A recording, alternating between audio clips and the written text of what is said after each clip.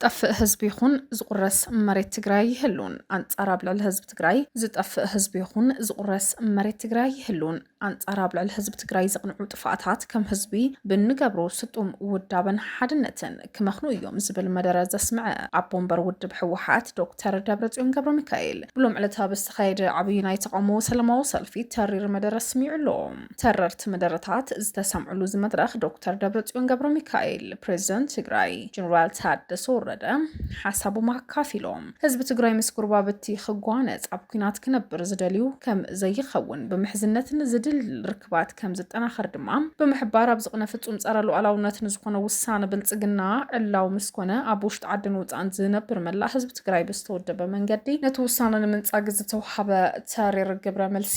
ንፈታዊ ዝሓጎሰ ንጸላእቲ ድማ ዘደንገጸ እዩ ክብል ዶክተር ደብረጽዮን ገብረ ሚካኤል ኣብቲ መድረኽ ኣስሚሩሉ ስርዓት ብልጽግና ምስ ጎርባብትና ብፍላይ ድማ ምስ ኣምሓራ ንምጉናፅ ዝኸዶ ዘሎ ሽርሒ ህዝቢ ኣምሓራን ልሂቃን ኣምሓራን ብዝግባእ ተረዳዲኦም ከም ዘይቕበልዎ እነረጋግጸሉ እዩ እንትብል ምስ ጎርባብትና ንገብሮ ምሕዝነት ኣጥናኺርና ክንቅጽሊና ኢሉ መንግስቲ ኢትዮጵያ ዝገብሮ ዘሎ በደላት ብኸዳዓት ተጋሩ ጉልባብ እናተውሃቦ ዝግበር ዘሎ እዩ ዝበለ ዶክተር ደብረጽዮን ቦታታት ትግራይ ዘመሓድረ የመሓድሩ እናበሉ ስቃይ ህዝብና ክበዝሕን ክናዋሕን ዝገብሩ ዘለው ድማ ህዝቢ ጠንቂቁ ክፈልጦም ክቃለሱሙን ይግባእ ይብል። ዝቁረስ መሬት ይኹን ዝጠፍእ ህዝቢ የለን ንምርግጋጽ ህላውና ድሕንነትናን ህዝቢ ትግራይ ንምርግጋጽ መሰል ዓርሰ ውሳነና ሕዝውን ሕወሓት ኣብ መትከል ኮይኑ ተቐጽሎ እዩ ዝበለ ዶክተር ደብረጽዮን ገብረ ሚካኤል ኣብ ብሄራዊ ረብሓን ህልውና ብሓደ ሰጢምና ክንቃለሶ ይግባእ ሓደጋ ትግራይ ካብዚ ብምብዳህ ናብ ካልእ ከባቢ ብምኻድ ኣደዳ ብልጽግና ብምዃኑ ዝፍታሕ ዘይኮነ ሰብ ዓድኻ ምስ ህዝብኻ ኮንካ ኣንጻር ብሄራዊ ህላወ ድሕንነትን ዝኾነ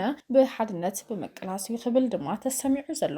ዶክተር ደብረጽዮን በዚ ስቃይ በለን ብልጽግና ክውልዑ ዝሓስቦን ዝደልን ዘሎ ኩናት ኣብ ትግራይ ደው ዝብል ኣይኮነን ሙሉእ ቀርኒ ኣፍሪካ ዞብቐሒ ባሕሪ ዝሕምስ ብምዃኑ ማሕበረሰብ ዓለም ብዝግባእ ተረዲኡ ክሰርሐሉ ይግባእ እንትብል ክንዲ ዝጠልመተ ተጸልምት ነገራት እንትኸበደውን ብስጡም ሓድነትና ክበርህን ክትንፍስን እዩ ዝብል ድማ ዳግማይ ናይ ኩናት መደረ ኣስሚዑ ዘሎ ዶክተር ደብረጽዮን ካብ ትግራይ ናብ ከተማ ኣዲስ ኣበባ ትኸይድ ዘለኻ መንእሰይ ክብል መልእኽቲ ድማ ንመናእሰያት ተጋሩ መልእኽቲ እውን ሓሊፉ ካብ ካራ ብልጽግና ይተምልጥን ዝበለ እንትኸውን እዚ ኣቦ መንበር ህዝባዊ ወያነ ሓርነት ትግራይ ነዚ ዝገለጸ መረፃ ቦርድ ኢትዮጵያ ኣብ ናይ መረፃ ክላት ጣብያታት ኣብ ዘመሓላለፈ ውሳነ ስዒቡ እዩ ሎሚ ኣብ ከተማ መቐለ ሓያል ተቃውሞ ምስምዑ ስዒቡ ድማ ኣብ መላእ ዓለም ዘለው ዲያስፖራ ትግራይ ሓድነቶም ንምዝራግ ዝግበር ዘሎ ሽርሒ ተገንዚቡ ኣብዚ ዳግማይ ፀላሊ ዘሎ ካልኣይ ዙር ደማዊ ኩናት ከም ወትሩ ኣምባሳደራት ትግራይ ኮይኖም ታሪኻዊ ሓላፍነትኩም ተዋፅኡ ክብል ድማ እቲ ቅድሚ ሕዚ ዝተገብረ ናይ ጎስጓሳት ክቐጽል ድማ ተሓሳሲቡ ዘሎ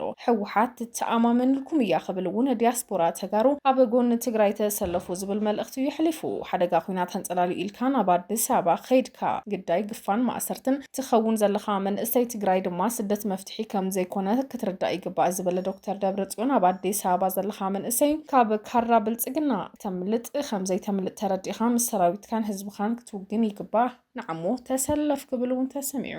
በተወሳኺ ድማ መንግስቲ ኢትዮጵያን ትርፊ ብኩናት ብሰላም ክነብር ዘይኽእል ብምዃኑ ዝሓለፈ 8 ዓመታት ህዝቢ ኢትዮጵያን እንሕድሕዶም ከዳመዩ ገይሩ እዩ ድሕሪ ሞባይል ፖለቲካዊ ፀገማት ብዘተንበር ብወታደራዊ ሓይሊ ስለዘይፍታሕ ፍሉይ ሓይልን ምልሻን ኣነ ኣይዋጋእን ኢልካ ሂወትካ ተድሕነሉ እዋን ሕዚ ምዃኑ ክትርዳእ ይግባእ ክብል ድማ መልእኽቲ ሕሊፉ ኣብ መወዳእታ እውን ውድብ ሕወሓት ምዝተፈላለዩ ፖለቲካዊ ፍልልይ ኣብ ምርግጋጽ ግዛታዊ ሓድነት ትግራይ ዝምልከት ምዝተፈላለዩ ፖለቲካዊ ውድባት ሓቢራን ምስራሕ ድልውቲ ከም ዝኾነት ድማ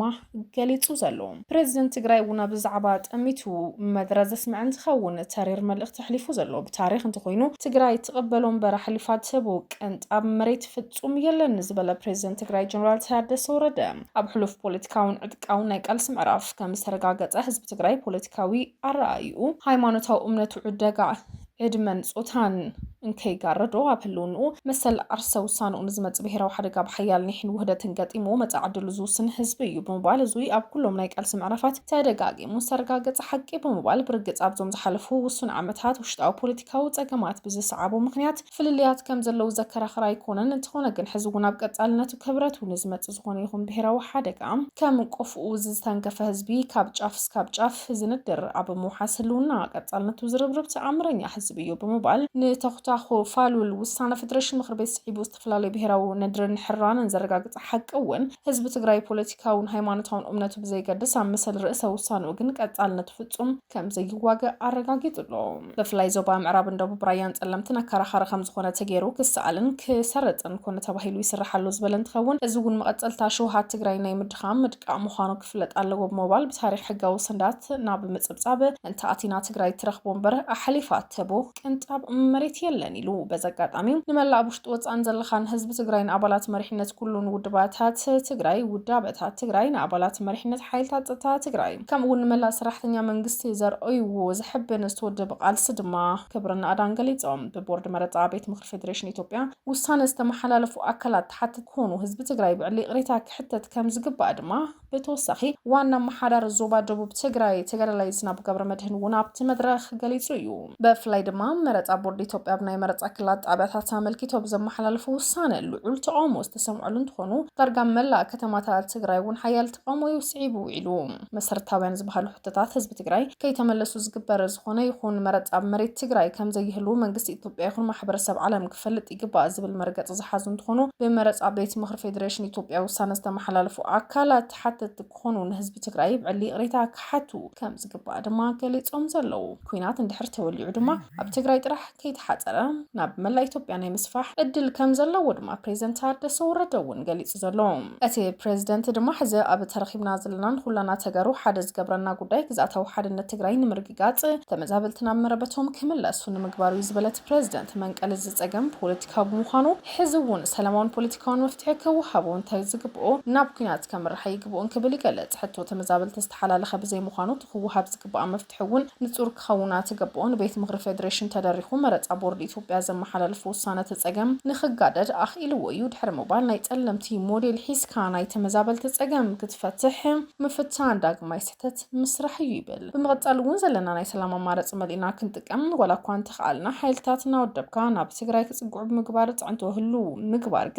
ክህሉ ምግባር ግን ግቡእ ኣይኮነን ዝበለ ፕሬዝደንት ታደሰ ወረደ ኩናት ቅድሚ ምጅማሩ ዝነበሩ ጻዕርታት እንድሕር ተዘይተሳኺዖም ግን እቲ ኩናት ደው ንኽተብሎ ብጣዕሚ ከቢድ ምዃኑ ድማ ኣስሚሩሉ ኣብ መወዳእታ መደርኡ ድማ ብርከት ዝበሉ ተጋሩ ፖለቲካዊ ፍልሊ ከም ዘሎ ዝፍለጥ እኳ እንተኾነ ናይ እምሮ ጽገም ተዘይሃልይዎም ኣብ ጉዳይ ግዛታዊ ሓድነት ትግራይ ምርግጋጽ ተመዛበልቲ ናብ መረበቶም ክምለሱ ኣብ ምግባር ዝኾነ ናይ ሓሳብ ፍልሊ ክህሉ ኣይግባእን ዝብል መልእኽቲ እውን ኣሕሊፎም ዘለው